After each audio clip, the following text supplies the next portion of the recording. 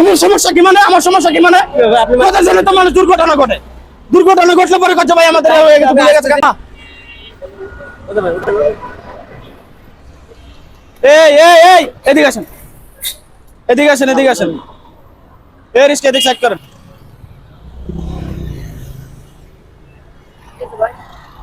এই মামা যাও না ভাই। এই দাঁড়ান ভাই, আপনারা যে আসছেন এই রাস্তার মাঝখান দিয়ে, এটা কি কোনো কাজটা ঠিক করছেন? ভাই, আপনার আপনার সমস্যা ভাই কি? এই আপনার পিছনে দেখেন কত সুন্দর একটা ফুটপাথ ওভারব্রিজ দেওয়া আছে, দেখছেন?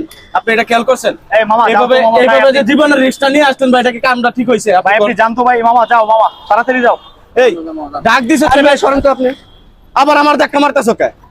ধাক্কা মারতেছ কে? একে তো অন্যায় করছে। এই গাড়ি থামো। আবার আমার ধাক্কা মারতেছ কে? হ্যাঁ? আরে ভাই আপনার সমস্যা কি? আপনি সরেন। আমার সমস্যা, আমার আমার সমস্যা কি মানে? আমার সমস্যা কি মানে?